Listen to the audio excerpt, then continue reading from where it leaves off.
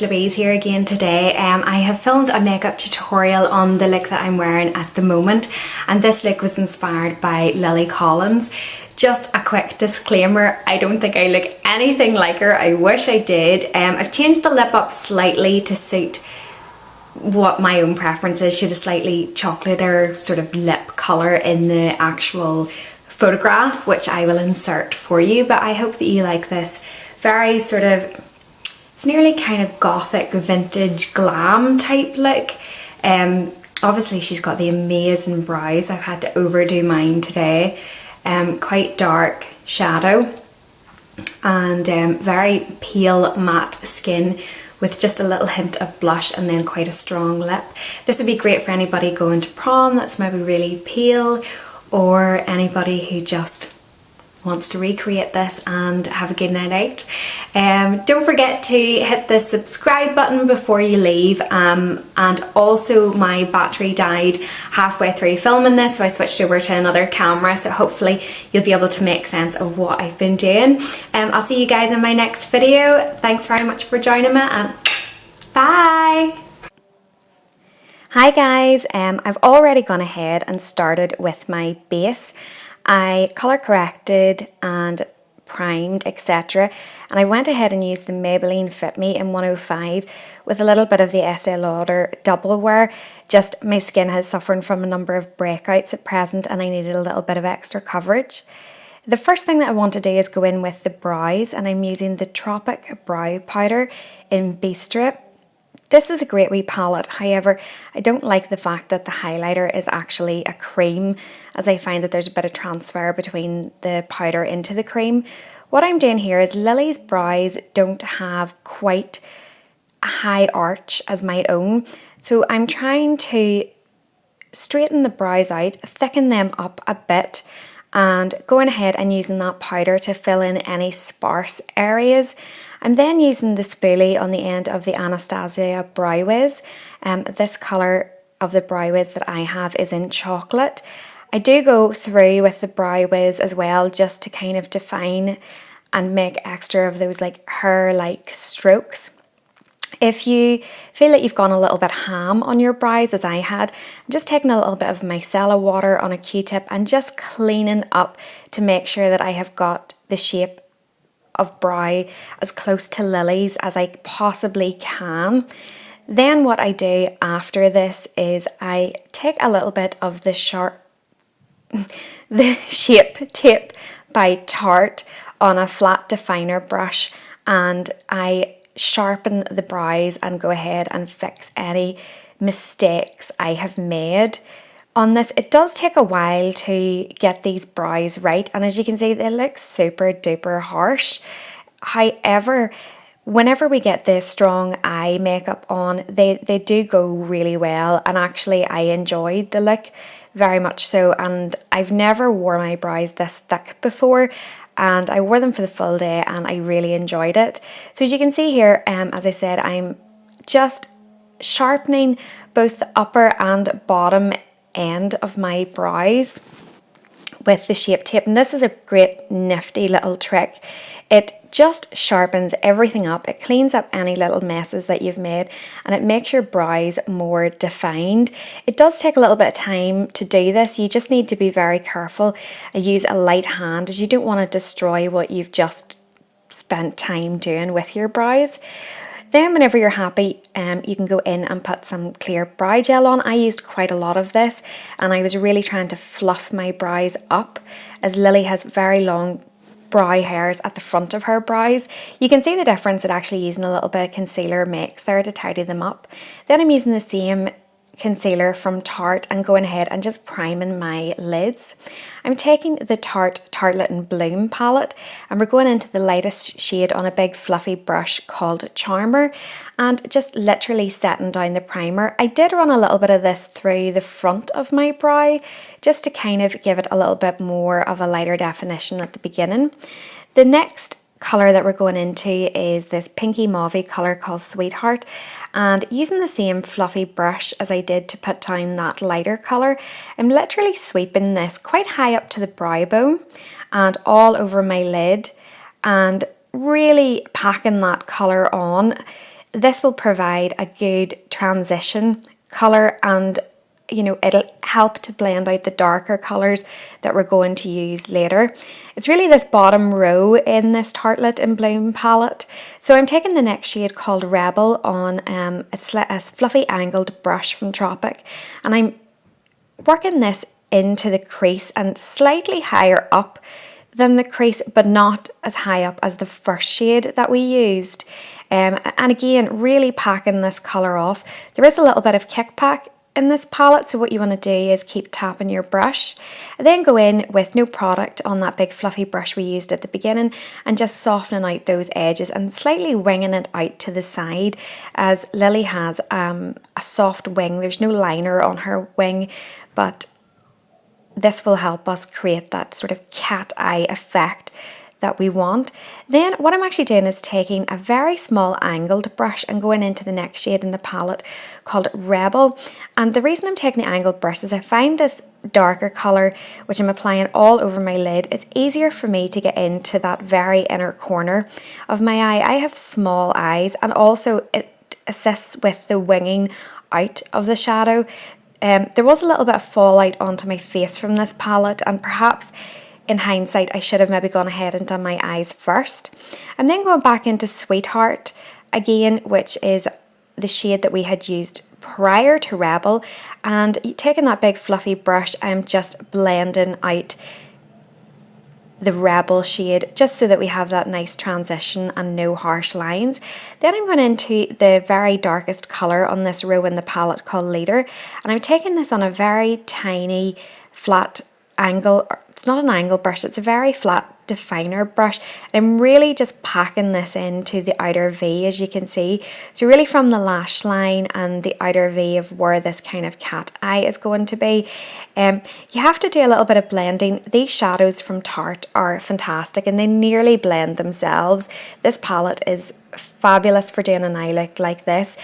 If you don't have this palette and you would like to recreate this look, then any sort of browny, mauvey, pinky toned colours will work really well for you. Now, I have no concealer on the under eye at this stage, so as we've got a little bit of fallout there, it doesn't matter. I then went back into the second darkest shade called Rebel on that sort of fluffy brush and just blending out the darker shade. Again, you just go back and forwards until you get this nice soft blend. This is where my camera had cut out, and I'd actually gone ahead then and cleaned up under the eye and popped a little bit of concealer on, and it was I can never say this, it was the Shape Tape by Tarte that I used. Okay, so we're going to go ahead and do our lower lash line. So I'm taking a fluffy brush and I'm going into the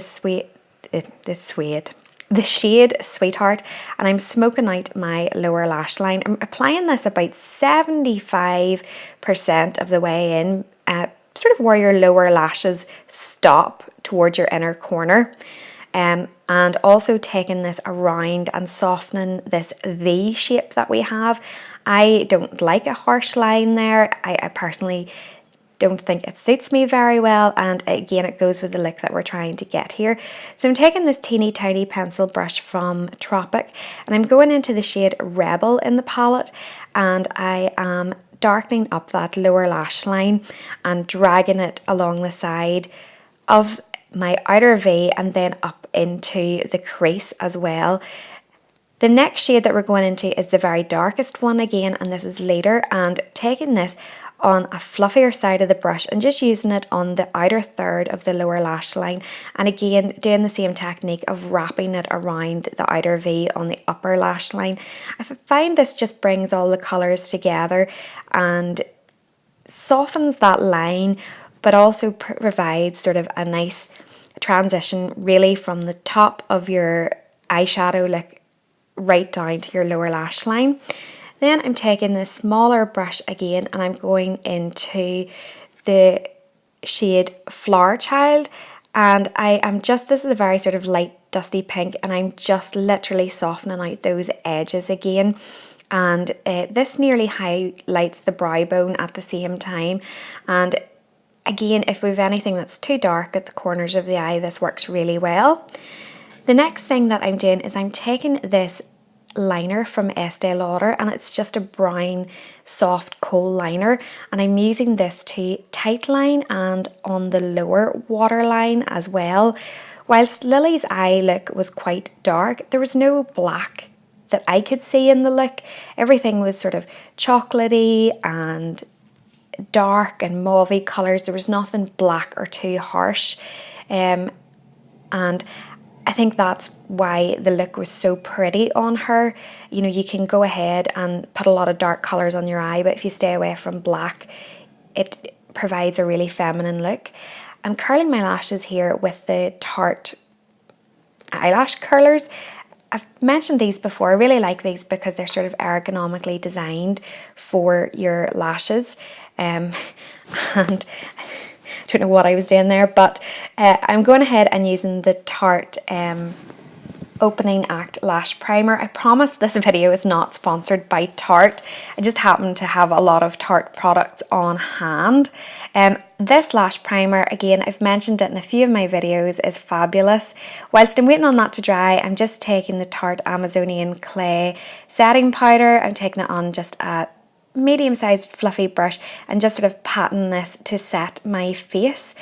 Again, Lily's look is very matte in the photograph, so I wanted to make sure that my skin was completely mattified and that we don't have any shine coming through at all. Then I'm taking this blush from Revlon, and it's in the shade number 3 called Mauvelous. Yes, that's what it's called, Mauvelous, and it's a mauvey pink blush as the name would suggest. I'm applying this with a fluffy brush on the apples of my cheeks, sort of back towards my ear. I'm not taking this up onto the temple like I normally like to do in a draping effect, as Lily's look, the blush was very much kept in the cheek area. Once I got the blush on, I decided to take a little bit of a light contouring powder, and I'm using this palette from Tropic on an angled brush. And I'm not going ham here, I'm really just defining the cheekbones. I wouldn't even say I'm chiseling them out as such, I'm just defining them. I wasn't sure if I was going to contour or not, but once I got the blush on, I felt it needed a little something. Going in here with the Maybelline mascara. This mascara, I've used this in a few tutorials. It's a good mascara for adding length, but not so good for adding volume. So you do need to build it up. Then moving on to the lips, I'm taking this sort of nudie coloured lip pencil from the Body Shop. And I had an accident a couple of years ago, and I actually have a bit of the pigment missing from my upper lip. So I have to sort of overline to try and get a symmetrical shape. Now, once I've gone ahead and I have lined my lips, I use this pencil and fill in just to give me a base to work on. And again, the lip colour in the photograph of Lilly Collins, it was a very matte lip, but there was a number of different shades there, and it was like an ombre lip that she had. So I take my time lining, as I said, and then I go ahead and fill in my lips with this. The next shade I'm taking is from Kat Von D. I have a wee sample of this, and it's the classic shade, one of her best sellers, Lolita. And then this is like a browny, mauvey pink colour, which matches what I've got going on with the eyes. I wanted to change the lip colour up slightly from what Lily had on. As her lips were very chocolatey brown, and I just don't suit that shade. Maybe I'm too old now to carry it off.